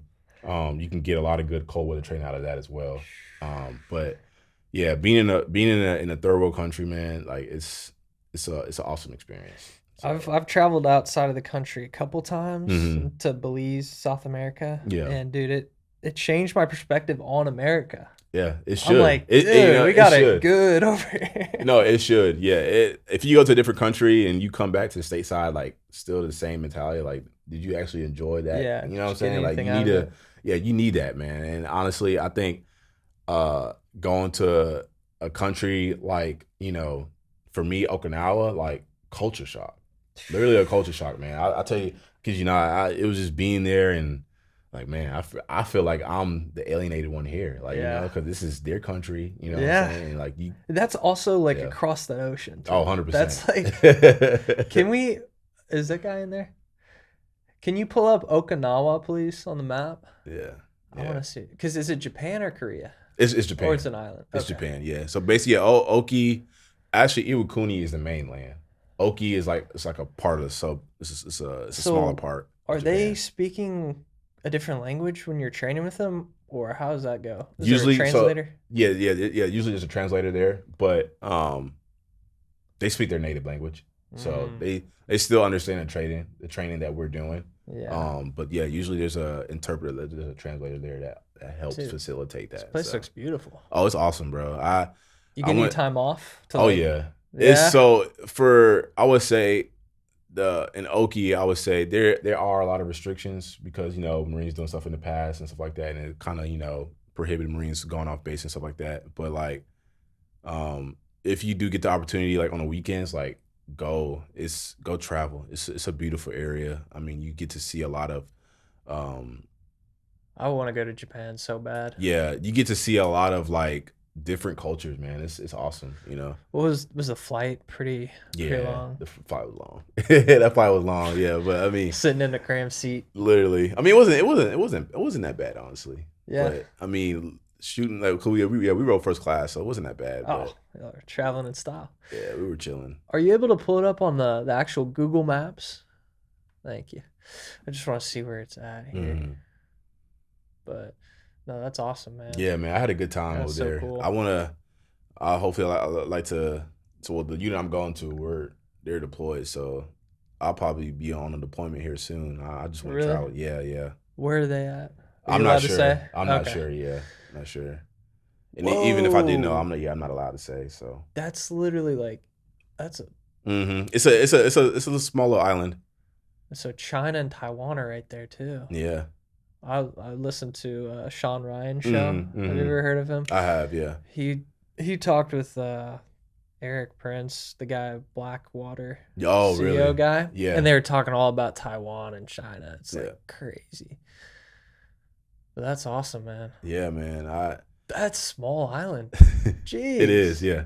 So if you keep going down, I'm trying to find where Iwakuni is at. Iwakuni's it's a part of the Okinawa. It's like a sub part of the mainland. But Iwakuni's also nice too as well. But what type of food are you eating over there? Oh, you eating sushi, ramen. You eating all type of foreign food that you can think of. At least going to Okinawa, like it's so good. It's spelled there you go. Yep, there he goes. Okay, yeah. Oh, that's Hiroshima right there too. Yeah, going up north. Yeah. So then that's part of Japan there. Mm-hmm. Wow. So when you're out there, like, are the chicks like looking like, oh, this guy's in uniform? So usually we're not off base. Like at least off base we're not in uniform. Yeah. So, but they know that okay, those are Marines. You know what I'm saying? So. But that's funny. Have you ever gotten the Michael B. Jordan comparison? I have. Yeah, I have. I had to say it. I have, bro. I had to say it. Yeah, I have. That's funny, man. Yeah. Well, that's cool, man. Yeah, that's man. Awesome. So they're over. Place. They might be there. We don't know. Mm-hmm. Okay, cool. All right. Well, I got a couple more questions for you here. We kind of talked about it, but like the future of warfare. Mm-hmm. Like we were talking about drones and autonomous stuff. Yeah. Like, do you think that's just gonna explode? Like, do you see robots coming in the picture anytime soon? So, the future, okay, I would say at least with UAS, like for how complex it is, I think going maybe the next 15 to 20 years from now, I would say like our technological advancement will be much more than it was like in the early 2000s, obviously, because like we're going to be employing UAS a lot more to get eyes on the enemy, to gather intel and information. But I think specifically as robots doing like our job now, the Marine Corps is always going to be here forever. You know what I'm saying? We're going to be boots on the ground. You know, we're very conventional warfare type of organization. So, robots like I wouldn't trust it. Too. No, you could hack a robot, right? Yeah, exactly. Yeah, and it was crazy. As AI is playing a lot of big part into this too as well. Yeah, being able to use AI. You know what I'm saying? So like the Marine Corps is changing its ways on how we process information, how we gather information, how we, find information and whatnot, because obviously we have the technology to do it. Yeah. So that's so exciting. It is, yeah. That's pretty cool. It is, and an advancement. It just makes us a much more lethal force than where we are, So is that kind of like we're like the what would you say is like the highest level for someone who's being deployed? Who's like the person in charge? Is that like a general? So it the varies. Decision maker? Yeah, it varies. So usually it's the platoon commander. Platoon commander. Right. Okay. Or the company commander, right? Okay. But usually whatever the company commander, his intent, and the platoon commander is meeting that intent, then he'll pass it down to the battalion or to the company or whatever. So with AI, could it be where those commanders they're kind of typing in this is a strategy, this is a strategy? At the operational level, yes. What's they can success rate? So at the operational level of making a plan, right, for a mission, then that's where all that comes in. And now the success rate should always be high, right? We're mission ready. That being said, it's always good to have contingency plans to back your first initial plan up, right? Let's say something goes left, what's gonna happen? You need to make a decision, and that's what really our job is to do as officers. We make a decision. If something was to happen, all right, we need to make a decision. What's next, right? So at the operational level, the planning, the strategic thinking that you have to do in order to create an order, right? Whatever the mission set is, it needs to be perfect, right? Yeah. Because you're not in that you sending your Marines to do this job, right? Then you need to know at the smallest level, the Marine needs to know what the job is too, right? So we adopt this thing called small unit leadership, right? Or the fighter leadership concept. And it makes the NCO, which is a corporal, a E4 in the Marines, lead, and if he knows the mission, he knows he can flex off the hip and still get the mission done. That seems really important. It is. Yeah. That's entrusting your subordinates to get the mission done without them telling the full mission of what it is. You love to hear that. Yeah. Because you don't want the situation where it's oh shoot, I got to call up to exactly higher ranks. We got to make a decision now. Now, exactly. Lives are on the line. Exactly. Yeah. So, and you can't be that officer who's not giving a clarity, full mission statement to your G Marines, because they need to know the full ins and out, right? They need to know what they're doing, why, who, what, when, where, why. Give them a full, thorough, who, what, where, and why. And the important of all that is the why, why we're doing it, right? So, just to go back at the operation level, creating an order, planning, thinking about the actual contingencies, what could happen, that needs to be perfect for sure. That needs to be perfect. Yeah. That's got to be a huge process. Oh, it is. A meeting and just deciding, okay, if this happens, we do this, we have this option. Right. Yeah. But this backup. You still got to meet a certain timeline, right? Let's say you need to get that order out to your Marines, and you creating this order, it needs to be met within a certain timeline, because they need to get prepared for what they're about to go do, right? So it's a process to it, Yeah. Yeah, it's a grind. But that's exciting. Yeah. So you've been part of the Marines for 8 years. 8 years. June 5th. Yeah. Congrats, dude. That's awesome. Appreciate it, man. Yeah. So just a question about in the Marine Corps, do things change when the president changes? What do you mean? Is the morale different when there's a certain president in or not, or the numbers are up or down? Or? So I would say specifically, it's all dependent on the unit and their environment, right? Yeah. It's everybody has their own political choice, right? We'll leave that as it is, because we don't talk about politics at least. I was gonna ask that. Yeah. Yeah. A big thing there. Yeah, we don't. That's out the window, especially in uniform. We don't talk about politics because everybody has their different views, right? True. But our job is mission focus, mission success. And I would say it's all depending on for officers, we set the tone on how the morale is within a unit, right? Definitely. If something is, that's out of whack, or there's a problem, then that's your job to go fix it. Get with your staff NCOs who are enlisted enlisted service members who've been in for quite some time. They can help you. You like depend on them. You know, like what's this unit like? You know, like what's the morale like? What can I do to help the morale, you know, get back to where it was before I got here? You know what I'm saying? So that's a huge aspect, right? Oh yeah, like your attitude and how you carry yourself, like your Marine, they feed off that. Dude. And for me, like I can say that because I seen it when I was enlisted. Right? Yeah. Like, you got to have a good attitude every day. Like whatever your personal problem is, like make sure you take care of that too as well. Like don't forget that. But like when you go to work, like you got to have a good attitude. Like you gotta be 100% every day. You know. So, but I mean, you could see how that could. It's like the calm is contagious. Oh yes. Yeah. It is. You're around someone who's calm. It's like, all right, we're good. You know, or the opposite. Exactly. Could be true. Yeah, and like you gotta, as an officer, you gotta find that medium. You know, you gotta find that medium in between. Like, okay, certain time to do this, certain time to do that. Like, but I know there's a problem underlying within my unit, so I need to fix it. Interesting. As soon as possible. So because that can affect the mission success. You know, your unit's mission readiness, and that can just it can all trickle down to small things. So it's so intense and like yeah. I mean, life's on the line. That's crazy, man. It is, yeah. It's a lot. I mean, man, it's a grind. I love it. Yeah, you love it. You can't, like I said, you got to be 100% in. Yeah. And like you're not a Marine 5 days a week. You're a Marine 24/7. So it's a lifestyle. Awesome. It's a commitment. But like in the end, like it's worth it. Full time. Like, there's no going to the bar at the end of the day. I mean, hey, are people like that? People you can, but make sure you're of age, obviously. Yeah. Have a good time, but like still have that personal work-life balance. Oh yeah. Yeah, because I bet that's important. Oh, it is. Can't be like so intense all the time, dude. And I was like that at maybe the first beginning of my career. I was like that. Really? I was very straight on, like, and I didn't really like focus on my personal life besides working out and just focus on what's next in the Marine, like at least in my career, I would say.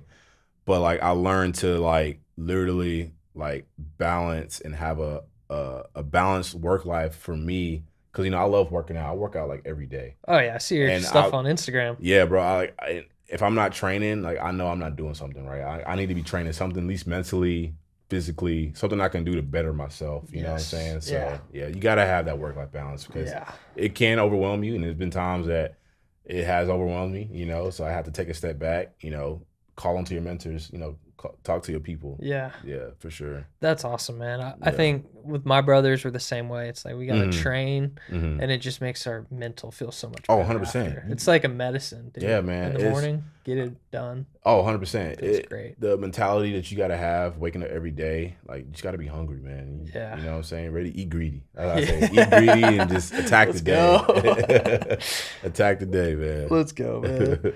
I got some random questions. War movies. Is there like a good war movie that you like? Oh man, there's plenty. I like 1912. That's a good one. I haven't seen that one. It's a very good one. Okay. I'm gonna write that down. Yeah, 1912 is a very good one. 1912. What's a recent one I just Have watched? you seen Hurt Locker?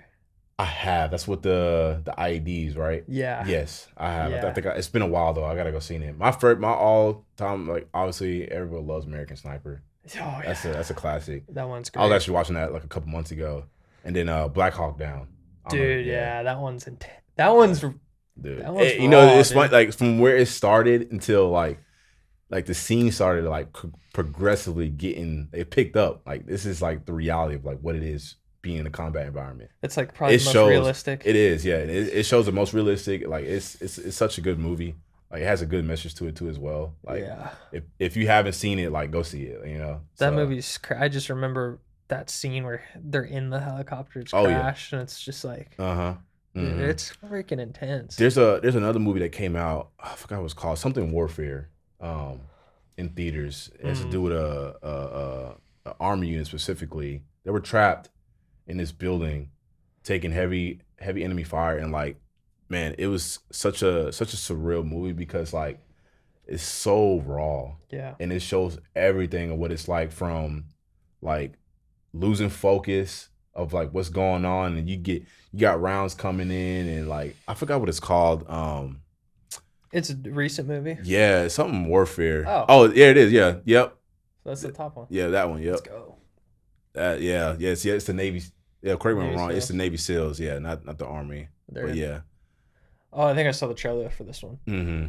Such a good movie. Yeah, it's what's his name? Poulter's in it, the actor. Oh yeah. Yeah, he's in that movie. But he's good. Yeah. Very good movie.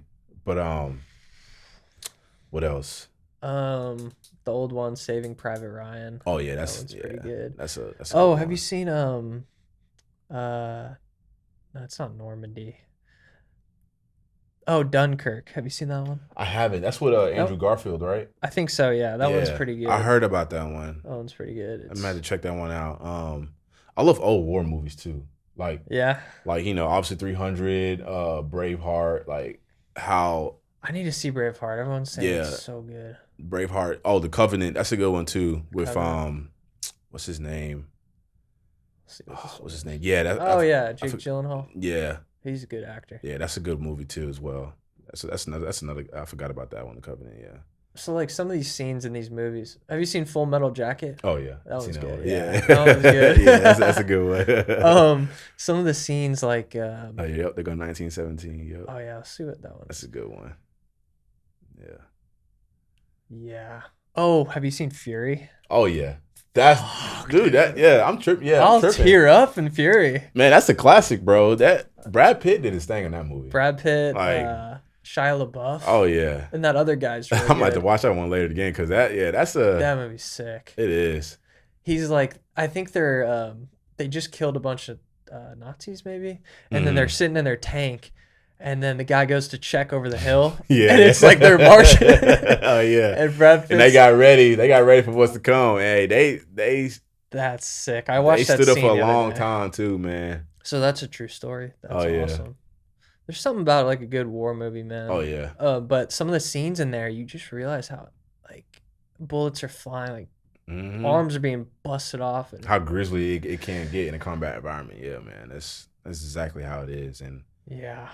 It's intense. Yeah. Like, can you even prepare for anything like that? Like you can't. So you can only prepare combat to a certain extent, right? Yeah. Because like you don't know what's to come, but like you can prepare for it mentally. Yeah. Like the fog of war. Okay. You know what I'm saying? Like if your buddy gets shot, like you need to know what to do. Yeah. If he gets shot, like can you apply a tourniquet? Can you get him out the X? You know what I'm saying? Like stuff like that you need to prepare for, but like. From like bullets flying and taking heavy enemy fire, like you can't prepare for that. Like, but you gotta prepare for, like in all of that and encompassing. Like you gotta prepare for the fog of war, like getting through that and like making sure that you're fine, you're mentally fine, and you can make sure that your buddies are good too. You know? Yeah, like you said, stoic. Oh yeah. Earlier, like yeah. Being stoic in that situation. Oh yeah. It takes a lot, man. So then there's no Marine left behind, right? Someone gets shot, y'all are. Oh yeah, shredding out there in the fire and bringing them back in. We are. It does not matter. Like we'll love that, man. Yeah, that's the brotherhood that we share. You know what I'm saying? Like we got to take care of each other. Like no matter what. So like, if I see my buddy, injured, like I'm gonna be there to go help him. I'm gonna take out the X because he would do the same, right? Yeah. He would do the same for me, and I'm gonna do the same for him. That's the brotherhood we share. Like no Marine left behind. Like we're in this fight together. We're a team, We're not a singular organization. We work together. So I think that was the main problem in Hurt Locker. That guy, he like took his headset off. Oh yeah, being an individual, like a radical guy. Yeah, being an individual, and you can't do that in a combat environment. You just can't, like, because like all that needs to be left out the window. That's like, risking the other teammates' lives. Squad lives. That's just don't you can't do that. Yeah. Like, I like American Sniper too. I mean, that dude is. I mean, I think that one opening scene, he's like on the overlook on like a building, and then there's like a kid and the mother. Yeah. Chris Kyle. Yeah, that scene was tough because like that's what I'm saying. You don't know the mental that he had to go in order to pull that trigger. Like that's a lot. To suffer from that too. Like it's a lot to go into that in that type of environment, and you're the one pulling that trigger, like, and all the stuff that they saw over there. Oh yeah, the torture and stuff, and all that. Yeah, that stuff is real. excuse me, that stuff is real and it happens, you know. It's unfortunate, but like that's why like you gotta be prepared for what you're about to do. Yeah. But like if you know you're struggling, like reach out. You know what I'm saying? Like reach out because that's what we're here for. Like, is that pretty easy to do? It's not. It usually is not. But like if you know if you see signs of a Marine struggling, or if I see some signs of another service member that's struggling, like no, I'm not saying like you need to fully involve yourself into their life, but like hey, just be like, hey, I'm a resource. I'm here for you. Yeah. You know what I'm saying? You're not in this fight alone because like, you know, I've lost a Marine to suicide before. He was my sergeant and it was hard, you know. And I didn't know how to cope with it at first, but like I needed to reach out and talk about it because like you can't keep those things internalized. Yeah, you can't compartmentalize like that. You can't. Because like if you compartmentalize something like that, like it's gonna come out and you don't know how you're gonna react to it, and like it can trigger you, you know.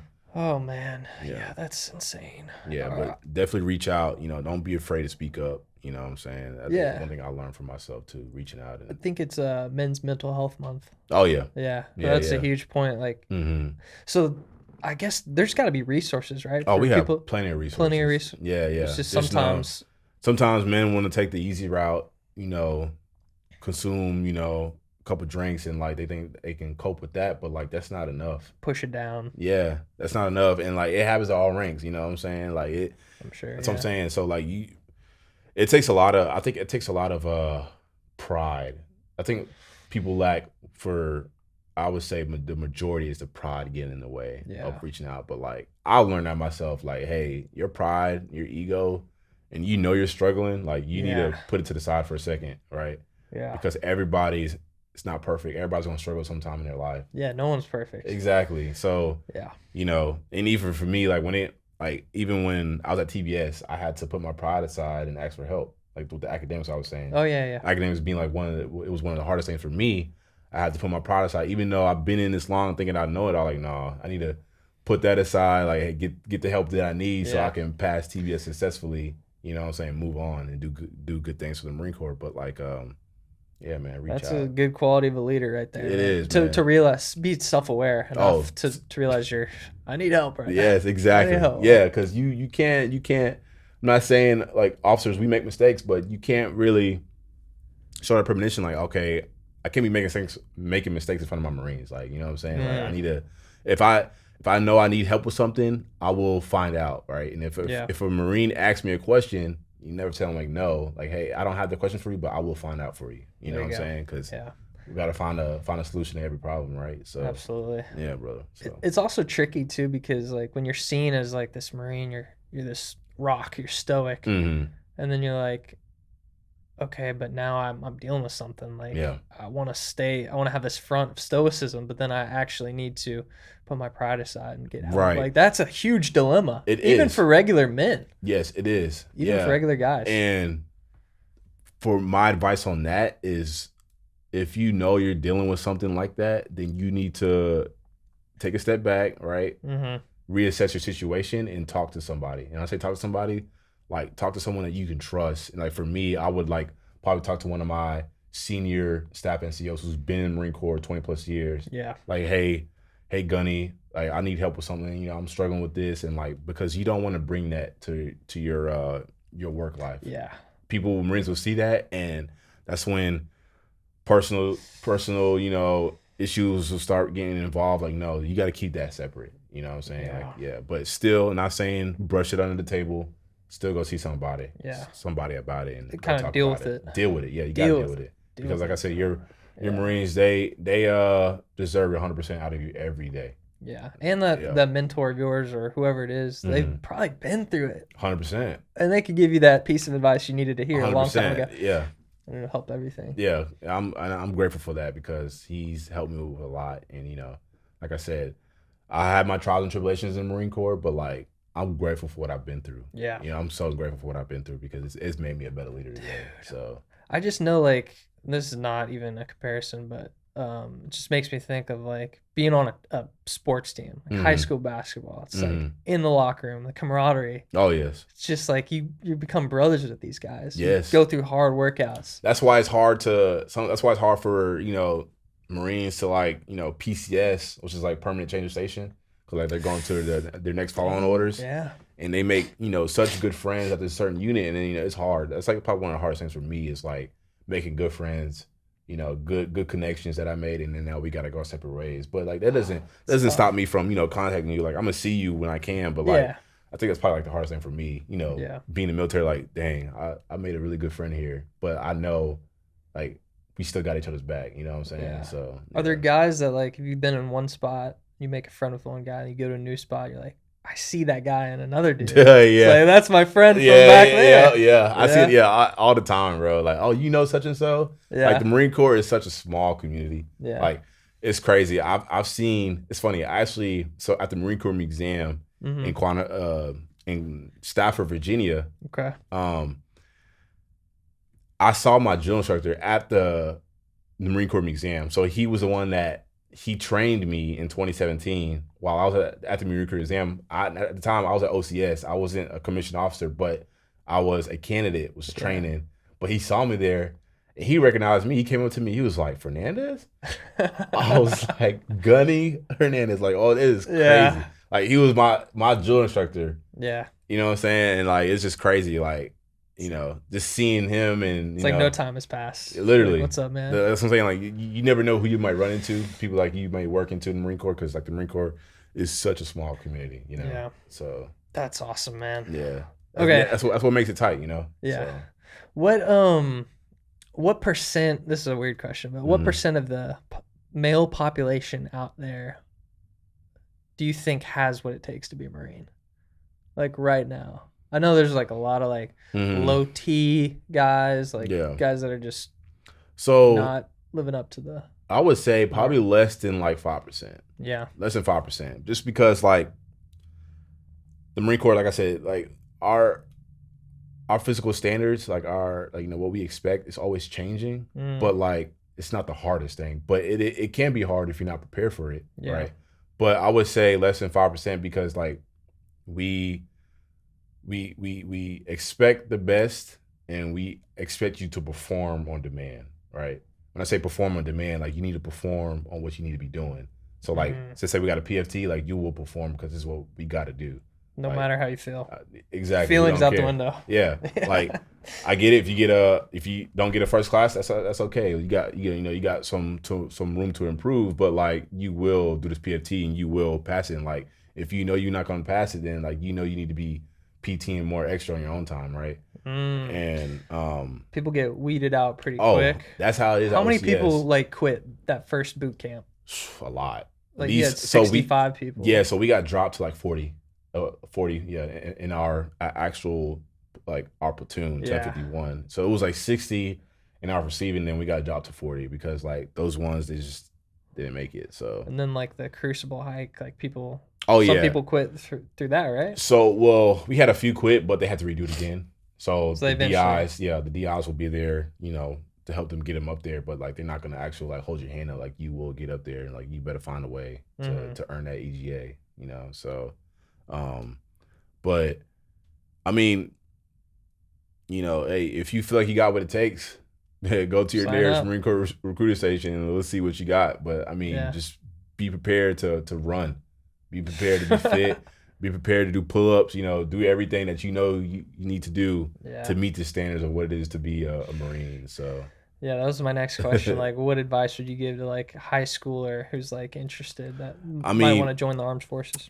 I would say, for one, you need to first out of everything be like mentally do like a mental reset. All right. When I say mental reset, like really mentally get yourself ready for what you're about to do. And like I said earlier, I stayed away from social media for a while. Yeah.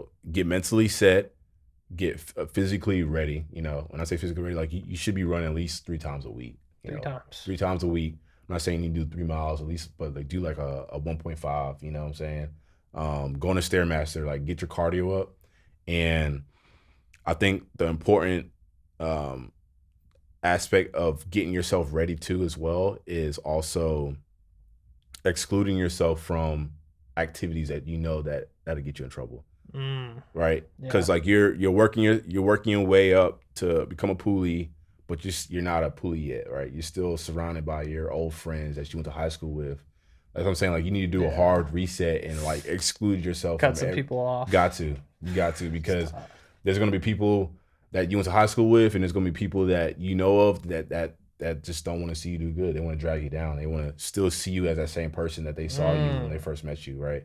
So you just really got to prepare yourself what you're about to get yourself into. Yeah. And really like tell yourself like, all right, I'm doing this for myself, and I'm doing it so I can prove something for myself that I can, you know, be a servant leader. I like the word servant leader, because I think that's why I see myself as a servant leader, serving others. But like, for you, that you just know to be a team player when you go to boot camp, right? Be prepared for what's to come, and just get mentally ready. That's all, man. I think that's the best three things I can say. Be mentally set, physically ready, and, you know, exclude yourself from all the outside noise, negative aspects that can, you know, bring you down. So it makes me think. So like, what would you say to someone who's got like a girlfriend in high school, and they're like thinking about, I want to go to boot camp, I want to do this Marine thing, I want to be a Marine. Is the relationship factor kind of something you got to drop? What would you say to that? I don't necessarily think that you should drop the relationship, but you need to come to terms with that person. Like, hey, this is what I'm about to be doing the next 4 years of my life. Are you 100% in with me? Or, because if you're not, then that's okay. Then we're just going to have to let it go. But like, that person that you're in a relationship with, they need to be on the same level that you're in.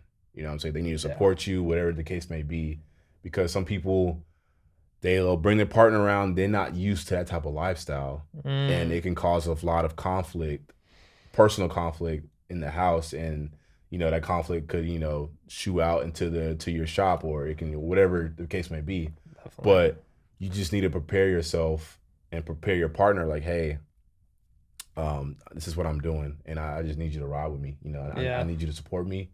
I did this for myself, and I'm doing it for us, but like, I just need you to be there with me 100%. You know, you can't be, you know, because, you know, I'm sure being I'm not married, but I'm sure being a military spouse is hard, you know, because like they're deployed, they're training, you know what I'm saying? They're training other Marines or whatever the case may be. So like, you just got to think about, and a lot of sacrifices and a lot of, you know, late nights, but I think it's all worth it if you find it's the right one. It is. It'll last. It'll last, sure. If y'all find some common ground and, you know, y'all communicate, like, it'll work out 100%. Yeah, for sure. Great advice, man. Yeah, man. I think if you got the right attitude, you know, the right grit, like you'll be fine. You know, just got to work it through. So I'm looking to see if I got any more questions for you, man. It's been a good podcast. For sure, man. I wanted to talk about OCS a little bit. Let's do it. Yeah. So OCS, right?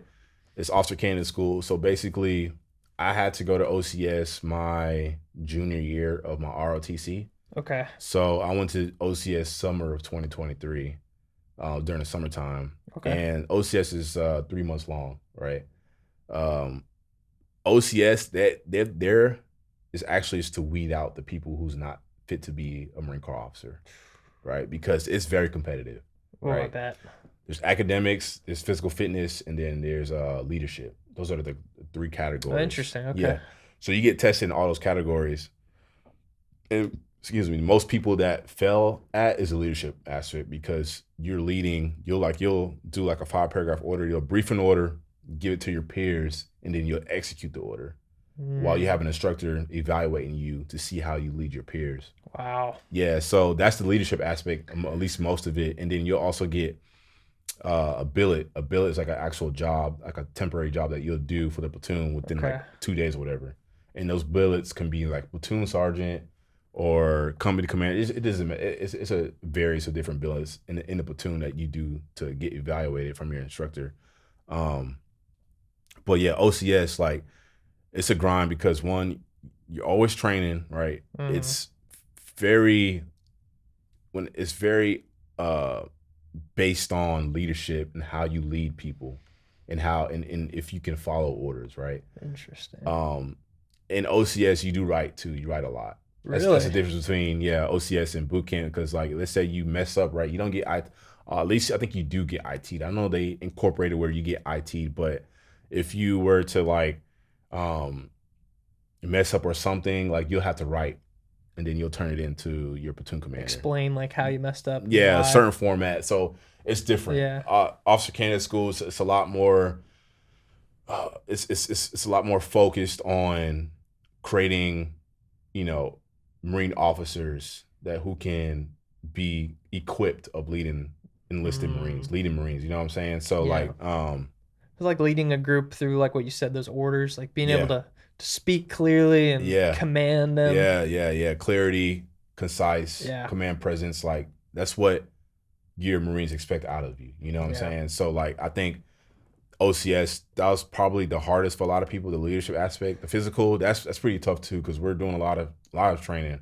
I mean, we're marching, we're drilling, we're doing drill with the rifle, not as much as we did in boot camp, but like we're still drilling, like, and we still do a drill comp at the end of it, or where we compete with other platoons in our drill manual. So, oh really? Yeah. OCS was a grind for sure. And that sounds hard. I could see how the leadership part is like, because you kind of already physically you were good. Yeah, everybody. Great, yeah, exactly. But the leadership, that's where a lot of people, get kind of worried about, because it's a challenge, because you're leading people the same age as you, so they may have different opinions, different ideas, or maybe we should do it this way. But like that's not their job. Your job is to deliver your order. This is what they're gonna do. And if you feel like your execution, like it's not, to par, then like you need to come with a good plan, have a good plan. That's all, But it was a grind. Dang. But I would even say TBS is even a harder grind. Really? Because it's 6 months. Think about it. Like you there. So like I said, every junior officer in the Marine Corps goes to TBS. Okay. Right, Quantico, and it's a grind because like you're doing academics, right? You gotta take exams. You got to do the physical fitness events that I was talking about, right? And that can comprise of the CFT, the PFT, the 12-mile hikes, right? You do the endurance course. The endurance course is where you run like a long course, okay, with a rifle, like a dummy rifle, and you got to go through certain obstacles, and it's a grind. I mean, it'll tire you out real fast. And climb over stuff. Yeah, oh yeah, monkey bars, stuff like that. Yeah, it's tough. And then we also got the obstacle course, which can be pretty difficult for some people who don't know how to climb a rope or go over these bars and stuff. Oh yeah. So you got that, and it's a grind, and over the span of 6 months, they teaching you, right, how to be a provisional platoon commander, how to be a platoon commander for your Marines, right? They teaching you all of that while you taking exams and while you also doing your billet. You know how I say, like you can have a job, in between your platoon, you can have a billet for like 2 weeks, and like while you're having that billet, you can be like a platoon commander, a platoon sergeant, and you're like making sure your platoon is doing what they need to do for the next event of the day or whatever. So like going through that, it comes time when you're done for the day. It's just head hits the pillow, you're lights out. Yeah, so like we'll have like a training day, regular training day. We'll probably get done like around like 4:00, and then we're good for the day. Like, oh really? Good. Yeah. So it's not like some days it may be light, like some long nights. Like there's like a range week. Yeah. It's a long 2 weeks, and then you'll have like when we go out to the field, like we'll train in the field for like a couple days. Like the longest we're in the field for is like 9 days. But I mean, I think a lot of people that has trouble, at least for like beginner on, at least for like, getting adjusted to TBS, is like the adjustment, hey, you're not in college anymore. This is like the real deal. Like we're teaching you how to be a platoon commander, and literally like 6 months from now, you're going to be in front of your Marines, stepping in front of your Marines. Right. And that's the first impression is what they're going to see. So like, this is legit. Yeah, you got to get TBS. Right. It's a grind, but it's worth it all in all. What were some things that got you through that grind that you relied on? The help that I needed, going to this. There's this thing called the bullpen where all like the instructors are. Okay. And like you go there to ask for help, and I think I had a couple buddies of mine too. That was my platoon that also helped me get along the way. Like nice. because there was because I'm a prior, so there's a few other priors as well. And like we all been in the Marine Corps for quite a bit of time, but like it's some things may be different. You know what I'm saying? Because like it's it's more of the officer side of what we're doing things now, not the enlisted side anymore. Yeah. So we had to lean on each other, you know. Okay. But like, all in all, like it helped me a lot being able to, you know, put my pride aside and go ask for help, because you know, you can't go in there thinking like you know everything just because you've been in longer, but like you got to just be prepared for what's next, you know. That's good, man. So, yeah. What role has faith played in your life? A lot. Or spirituality? A lot, man. You know, I would say like putting God first in everything Yeah. is the first and foremost, you know, especially the military. You know, it can be challenging sometimes, but I think being strong and centered in your faith, Yeah. like I think, and coming from my background, you know, my parents are elders in the church, so, you know, I grew up in a pretty religious background, but like, you know, I think having that strong sense of faith and having that center of Christ in, you know, in your career, like it can't go no wrong. Yeah. Like, you know, putting it like, I'm gonna put this in God's hands, you know. I love that, man. Yeah, That's for awesome. sure. Cause like, I don't know how some people do it without faith. Like, you know, it's a trial in itself. So being centered in your faith, like that's a priority for me, for sure. I feel like that's, I don't know how someone could do it without it. Yeah. I just know in my life a little bit, I've been reading the Bible lately, and Good, yeah. for the first time going through it, and just understanding we're not perfect. Exactly. And we're gonna fail. Yeah. But knowing that Christ got us is just makes you feel good. It does. Having that backbone, like It you know does. that He's watching. Oh, 100%. Taking And care of I know things. my parents would want the same thing too. Because Yeah. like, you know, they taught us so much like, hey, and now it's up to you to go do it, and, you know, saying find your relationship with Christ or whatever, Yeah. you know, who you align yourself with. But like having faith and having a strong sense of like who you believe in and what you follow, like it'll help you along the way. So Let's go, man. yeah. Let's go. That was a good episode, man. Me too, man. Hey, it's an honor being on here, man. And I know I've been seeing you doing this since like how long you been doing this? 2018. 2018, yeah. On and off, but that's when I started. Keep it going, man. Yeah. Next thing you know, you can be blown up.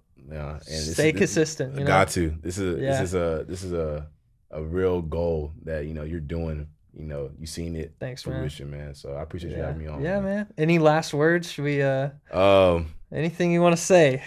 Go train. All right, go hit the gym. I'm going to the gym after this. Sit in the sun. But no, I mean, stay hungry. Yeah. Eat greedy, stay focused, and do what you got to do, and you know, everything will work out. You know, one thing I like to say is like, if I'm going through a hard time, this too shall pass. Dude, That's awesome. Austin Guevara actually taught me that. Yeah, this too shall pass, yeah, and it's like gonna that's pass. I kept that saying in my head a lot at TBS. I bet, because yeah. like we'll do a certain event, like, man, I do not want to do this, but like this too shall pass. You know? Just gotta believe in it, and it'll work out. So let's go. Good Thanks, seeing you. man. Of course, Good to see you, brother. bro. Yeah.